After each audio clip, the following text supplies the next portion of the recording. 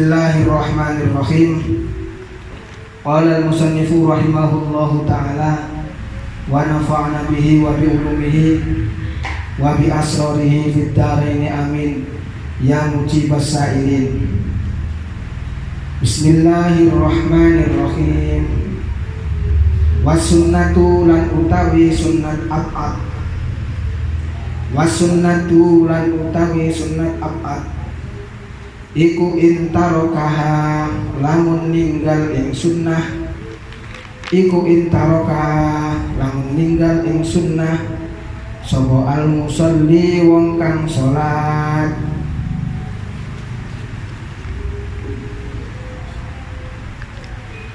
La ya'udu mongko ora kena bali sapa musolli ilaiha maring sunnah ba'da talabusi ing dalem sakwise menganggoni bil fardi kelawan fardu. Faman mongko utawi sapane wong iku taroka ninggal sapa man at-tasyahudal awwalah ing tasyahud kang awal masalan kelawan umpamane fadzakarahu mongko nuli eling sapa man ing tasyahud awal ba'da tidalihi ing dalem sakwise iktidalin man mustawiyan hale wong kang ngadeg jejeg. La ya'udu mongko ora kena bali sapa man ilaihi maring tasyahud awal. Fa in ada mongko lamun bali sapa man ilaihi maring tasyahud awal amitan hale wong kang moho aliman tur hale wong kang ngerti bitahrimihi kelawan oleh dan haramakene aud batolat mongko batal apa sholatuhu sholati iman au nasian utawa hale wong kang lali annahu ing temen setuhune iman iku fis sholati tetep ing dalem sholat au jahilan utawa hale wong kang bodho fala tabtulu mongko ora batal apa sholatuhu sholate iman. Wa yalzamuhu lan wajib iman apa al-qiyamu jumeneng inda tazakuri ing dalem nalikani iling iman. Wa in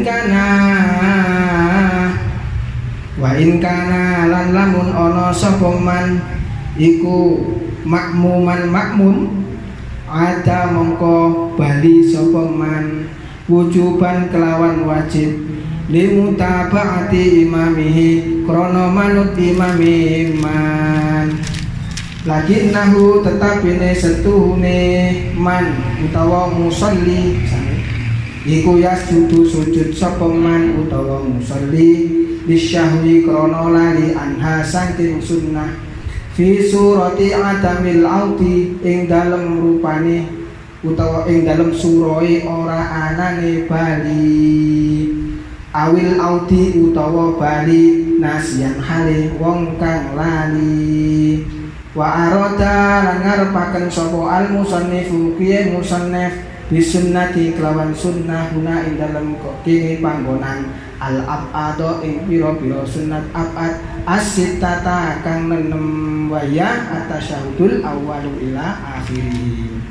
Alhamdulillah pada saat ini kita masih diberi kesempatan oleh Allah Subhanahu wa taala bisa bertemu lagi di dalam pengajian ini. Kali ini yang kita bahas adalah masih berhubungan dengan kajian yang lalu mengenai perkara-perkara yang ditinggal di dalam sholat kita. Kemarin itu dijelaskan perkara-perkara yang ditinggal di dalam sholat, dari sholat kita maksudnya, perkara-perkara yang ditinggal dari sholat kita itu ada tiga, ya, ada tiga. Yang pertama, ada kalanya yang ditinggal itu berupa perkara fardhu atau boleh disebut dengan rukun. Okay. Terus yang kedua, perkara yang ditinggal itu ada kalanya berupa sunat abad. Dan yang ketiga, perkara yang ditinggal itu ada kalanya juga berupa sunnah hayat. Dari tiga-tiganya itu, jika terjadi ketinggalan atau tertinggal tidak dilakukan di dalam sholat kita, maka konsekuensi hukumnya akan berbeda-beda. Di dalam perkara fardu yang ditinggal itu penjelasannya sudah kita bahas, alhamdulillah sudah kita kaji pada minggu yang lalu. Ya, kurang lebihnya kalau perkara fardu itu kalau ditinggal maka tidak boleh diganti dengan sujud sahwi dan seterusnya. Itu keterangannya sudah minggu yang lalu. Nah, sekarang ini adalah sunnah hayat. Mengenai sunnah hayat yang ditinggalkan oleh musalli. Was sunnatu in tarokahal musalli la ya'udu ilaiha ba'dat talabbusi bil fardi lakinnahu yasjudu lis-sahwi anha. Ya, kurang lebih meloncat begitu ya. Kalau diloncat seperti itu. Nah, bismillahirrahmanirrahim. Sunnat abad. Apabila sunat abad ini intarokahal musalli, jika sholat sunat abad ini ditinggalkan oleh musalli, orang yang sholat maksudnya, yang dimaksud musalli itu orang yang sholat. Jadi apabila sunat abad ini ditinggalkan oleh musalli, orang yang sholat, la ya'udu ilaiha ba'dat talabbusi bil fardi, maka dia tidak boleh kembali pada sunat abad yang dia tinggalkan. Jadi sunat abad yang dia tinggalkan itu si musolli tidak boleh kembali pada posisi atau mengerjakan sunat abad yang dia tinggalkan. Ba'dat talabbusi bil fardi, itu apabila dia sudah masuk di dalam mengerjakan perkara fardu. Jadi apabila ada musolli meninggalkan sunat abad, terus kemudian dia sudah masuk mengerjakan perkara fardu, perkara rukun, maka dia la ya'udu ilaiha, tidak boleh kembali pada sunat abad yang dia tinggalkan.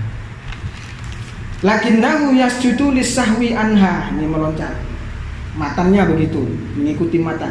Akan tetapi si musolli tadi yang sudah meninggalkan sunat abad tadi itu disunatkan melakukan sujud sahwi, baik meninggalkannya itu secara lupa atau disengaja. Secara lupa atau disengaja, maka dia tidak, kalau dia sudah memasuki pada pekerjaan fardu atau rukun, maka dia tidak boleh kembali pada posisi atau pada pekerjaan sunat abadnya tadi. Akan tetapi dia disunatkan melakukan sujud sahwi. Ngaten nggih? Ya Allah. Terus kemudian dia tidak boleh mengulangi pada sunat abad yang dia tinggalkan itu, ya. Jika dia ternyata memaksa, artinya dia itu masih masih berusaha kembali pada sunat abad yang dia tinggalkan, ya, padahal dia tahu hukumnya, maka itu hukumnya haram. Dia ada orang meninggalkan kunut misalkan, sudah terlanjur sujud, nah, terus dia kembali ke posisi kunut padahal dia tahu hukumnya, maka haram itu malahan hukumnya, malah haram. Kenapa? Karena dia itu pada saat dalam posisi melakukan fardu itu tidak boleh memutus fardunya untuk berpindah pada melakukan sunnah. Dia kan dalam posisi melakukan fardu, yaitu sujud dalam contoh yang tadi, lupa kunut, ya kan? Nah, dalam posisi fardu berupa sujud tadi itu tidak boleh sujudnya tiba-tiba dia putus, terus kemudian untuk berpindah melakukan perkara sunat yang berupa kunut. Itu hukumnya haram. itu hukumnya haram. Bismillahirrahmanirrahim.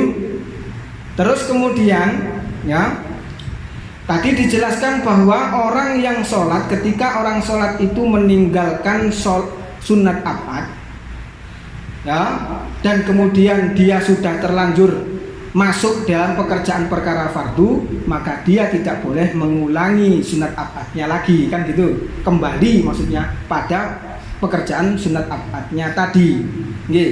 Nah, ini berlaku bagi siapa? Bagi selain makmum.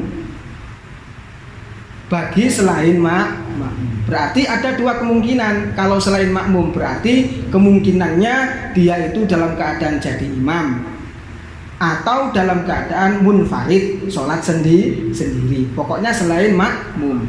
Maka jika ini terjadi pada selain makmum, kemungkinan itu imam atau munfarid, sholat sendiri, maka yang demikian tadi konsekuensinya, dia tidak boleh kembali pada sunat abad yang dia lakukan selama dia sudah memasuki pada pekerjaan fardunya. Betul ya?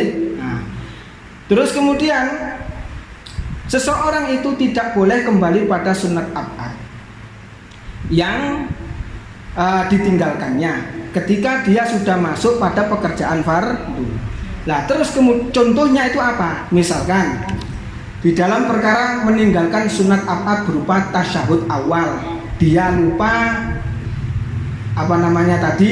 meninggalkan tasyahud awal dan dia sudah berdiri tegak. Maka dia terus kemudian pada saat dia berdiri, dia ingat, loh iya, aku mah durung tasyahud awal. Maka kalau begitu dia nggak boleh kembali ke tasyahud awalnya, itu nggak boleh. Lanjutkan saja terus. Kalau dia bukan makmum loh ya, terus lanjutkan.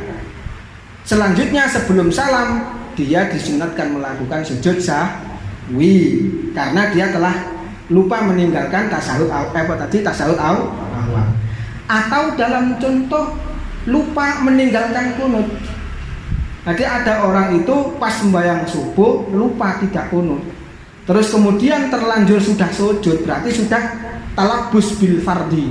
Sudah terlanjur dia itu mengerjakan perkara fardu. Padahal dia tadi melupakan sunat abad berupa kunut dalam contoh ini. Maka ketika dia sudah terlanjur sujud, melakukan sujudnya, terus ingat, iya, aku malah durung kunut. Maka dia nggak boleh kembali kunut. Tidak boleh langsung ngadeg meneh kunut, nggak boleh. Ya, akan tetapi dia langsung saja teruskan sampai akhir dan sebelum salam dianjurkan melakukan sujud sahwi. Bahkan kalau dalam kondisi di dalam kasus yang sudah saya sampaikan tadi itu, kok ternyata dia kembali pada posisi sunat abad yang dia tinggalkan, maka hukumnya haram. Sebagaimana yang awal tadi saya sampaikan, hukumnya haram. Wis ketok wis sujud terus ingat durung kunut, padahal ngerti hukumnya haram. Bahkan nanti dijelaskan bisa membatalkan sholatnya, kurang lebih demikian. Bismillahirrahmanirrahim. Terus ngomong-ngomong masalah talabus bil fardi. Jadi orang itu tidak boleh kembali pada sunat abad yang dia tinggalkan ketika dia sudah masuk pada pekerjaan fardunya, sudah memasuki pada pekerjaan fardu atau rukun. Nah, batasan mengerjakan fardu ini bagaimana? Batasan seseorang sudah memasuki pada pekerjaan fardu itu bagaimana? Ya, misalkan kalau dalam contoh saya tadi itu, misalkan ada orang lupa tasyahud awal, atau ada dua contohnya tadi, ada orang lupa dengan kunutnya. Nah, contoh yang pertama, tasyahud awal, lupa pada tasyahud awal, terus sehingga dia langsung bergerak berdiri, padahal durung tasyahud awal loh.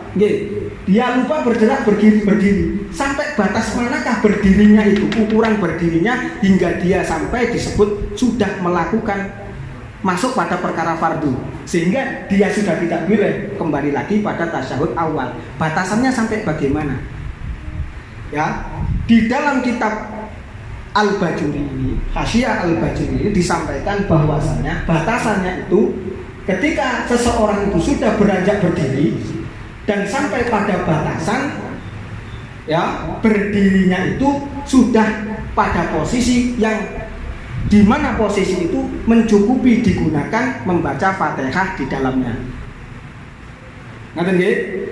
Jika dia itu pada posisi berdiri, di mana posisi berdirinya tadi itu sudah mencukupi digunakan membaca Fatihah. Betul. Lah, posisi berdiri yang mencukupi digunakan membaca Fatihah itu yang bagaimana? Apakah harus tegap seperti ini lurus? Ya lah? Atau ada sedikit membungkuk? Lah, menurut penjelasan yang disampaikan oleh Al-Bajuri ini, ya, Hasyiah Al-Bajuri ini, jika dia itu dalam posisi, ya, berdirinya tadi dalam posisi jarak, yang mana posisi tadi jarak pada berdirinya dengan rukuk itu lebih mendekati berdiri. Tak kayak contoh lagi, ini berdiri, ini rukuk, ini berdiri. Nah, jika dia sudah sampai pada posisi yang mana jarak antara berdiri itu, jarak berdirinya itu lebih dekat daripada jarak ke rukuknya, berarti agak doyong titik. Ini adalah posisi yang sudah mencukupi di dalamnya itu digunakan membaca Fatihah. Sehingga jika ada orang berdirinya itu sudah sampai yang saya sampaikan ini tadi, ojo sampai tegak, sudah sampai pada batasan seperti ini kan sudah mendekati berdiri. Jarak berdirinya lebih dekat daripada jarak ke rukuknya. Ya, betul. Maka kalau orangnya berdiri seperti ini, maka dia sudah tidak boleh kembali lagi ke tasyahud awal. Tapi jika berdirinya itu masih di bawah ini, misalkan pada posisi rukuk ini dalam posisi rukuk, ya, terus aku dorong tasyahud, dia masih boleh kembali lagi ke tasyahud awal.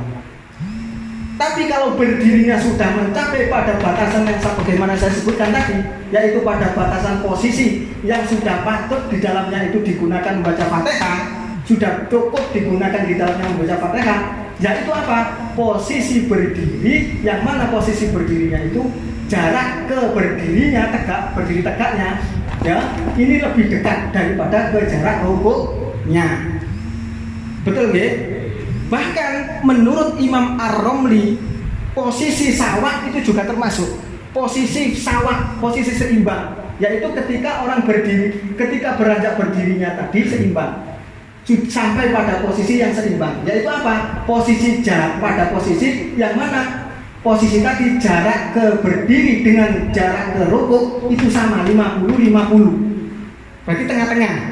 Itu sudah dianggap talabus bil fardi, berarti dia sudah memasuki pada pekerjaan fardu. Sehingga kalau sudah posisi seperti ini yang seimbang tadi, menurut Ar-Romli sudah tidak boleh kembali lagi ke tasyahud yang ditinggalkan tadi. Sakit diterami nggih? Mudah-mudahan ini bisa dipahami. Di dalam contoh tasyahud awal ya sebagaimana tadi. Terus bagaimana kalau dalam contoh kunut? Bagaimana batasannya talabus bil fardinya? Batasannya itu adalah ayyadha'a a'dha'a as-sujudi kulliha ma'at tankisi wat tahamul wa illam yatma'inna. Ada orang meninggalkan kunut, lupa, terus kemudian terlanjur sudah mau melakukan sujud, atau terlanjur sujud, terlanjur sujud, maka dia tidak boleh kembali ke kunutnya tadi. Nah, batasan kembali ke sujud ini sekiranya sehingga dia sudah tidak bisa kembali ke kunut, ini sampai bagaimana batasannya? Yaitu sekiranya seseorang tadi dalam sujudnya sudah meletakkan semua anggota sujudnya yang 7. Kening, 2 telapak tangan, 2 lutut nggih bahasa Indonesia lho. Mari ngoten. jari-jari kaki, batinnya jari-jari kaki. Nah, itu semuanya sudah diletakkan. Di samping itu posisinya sudah nungging, tangkis dan tahamun, yaitu menekan keningnya ke bumi. Nah, kalau sudah begitu berarti dia sudah tidak boleh kembali lagi ke posisi ke kunutnya. Jika seseorang itu dalam keadaan sujudnya tadi masih belum sempurna, ada sebagian yang belum ditempelkan, maka dia masih boleh kembali ke kunut. Ya, maka dia masih boleh kembali ke kunut. Misalkan tangannya belum semua ditempelkan, atau sebagian lututnya belum sampai semuanya ditempelkan, betul nggak? Atau dia belum tankis, maksudnya belum nungging, itu kan syarat itu, atau keharusan itu. Nah, ya toh, maka bagaimana? Berarti dia masih boleh kembali ke kunut yang dia tinggalkan tadi, yang lupa dia tinggalkan tadi. Demikian penjelasannya. Semoga bisa difahami, semoga bisa menjadi tambahan ilmu yang manfaat dan barokah. Bismillahirrahmanirrahim. Faman taroka at-tasyahudal awwala, ya, masalan fadzakarahu ba'da titalihi mustawiyan la ya'udu ilaihi. Ngaten nggih. Barang siapa yang meninggalkan tasyahud awal, jadi ada orang sholat terus kemudian lupa meninggalkan tasyahud awal, misalkan dalam contoh di sini dicontohkan tasyahud awal. Fadzakarahu, lalu dia ingat ba'da titalihi mustawiyan, di saat ingatnya tadi, di saat dia sudah berdiri tegak. Maksudnya berdiri tegak itu dalam ukuran yang sudah saya sampaikan tadi, dalam batasan yang sudah saya sampaikan tadi. Ini penting diketahui, ya, penting diketahui dalam batasan yang sudah saya sampaikan tadi. Jadi saya ulangi lagi, apabila ada orang sholat, di saat sholatnya dia itu lupa meninggalkan tasyahud awal misalkan, lalu dia ingat, yang mana ingatnya tadi di saat dia sudah berdiri tegak yang sebagaimana saya sudah sampaikan tadi, maka la ya'udu ilaihi, maka dia sudah tidak boleh kembali lagi ke tasahud awal yang dia tinggalkan tadi. Fa'in ada, apabila fa'in ada ilaihi amidan aliman bitahrimihi batolat sholatuhu. Apabila dia itu kembali ke tasyahud awal yang dia tinggalkan tadi, dan kembalinya itu secara sengaja, dan dia tahu hukumnya, ini ku haram ngerti kok dilakoni, batolat sholatu, ya, maka batal sholatnya jika dia lakukan sengaja. Ngaten nggih, dia lakukan secara sengaja. Batolat sholatu. Kenapa? Karena dia dia dihukum batal sholatnya, dihukumi batal sholatnya ketika itu karena dia dianggap sudah menambahkan duduk bukan pada tempatnya. Di dalam kasus tasawuf tadi, dia kok balik tasawuf meneh, padahal nggak oleh. Lah, iki podo karo nambahi duduk, ya, bukan pada tempatnya, bisa membatalkan sholat. Pak Ustadz, bagaimana kalau misalkan dia kembali bukan karena sengaja, tapi karena lupa, anak enggak ya, ngaten niku, atau karena tidak tahu hukumnya, neng niku gak oleh gak ru, ngaten nggih, ngaten. Bagaimana Pak Ustaz? Au nasiyan annahu fis sholati, atau misalkan ada orang tadi meninggalkan tasyahud awal, ya, karena lupa tadi, terus kemudian dia kembali lagi ke posisi tasyahud awalnya. Kembalinya tadi bukan karena sengaja, tapi karena lupa bahwa dia itu dalam keadaan sholat, lali nek awake sembahyang ku lali. Au jahilan, atau karena dia tidak tahu hukumnya, ya apa ngene iku, fala tabtulu sholatuhu, maka sholatnya tidak batal. Maka sholatnya tidak batal. Fala tabtulu sholat, maka sholatnya tidak batal. Jadi ada orang, ya, ketika dia itu dia meninggalkan tasyahud awalnya, lupa, kemudian dia itu kembali lagi ke tasyahud awal, pas eling, pada saat dia itu sudah posisi berdiri tegak eling, terus kemudian kembali lagi ke posisi tasyahud awal. Kembalinya bukan karena sengaja. Kalau secara sengaja dan tahu hukumnya, sudah jelas hukumnya tadi, batal sholatnya. Tapi ini bukan karena sengaja, tapi karena lupa.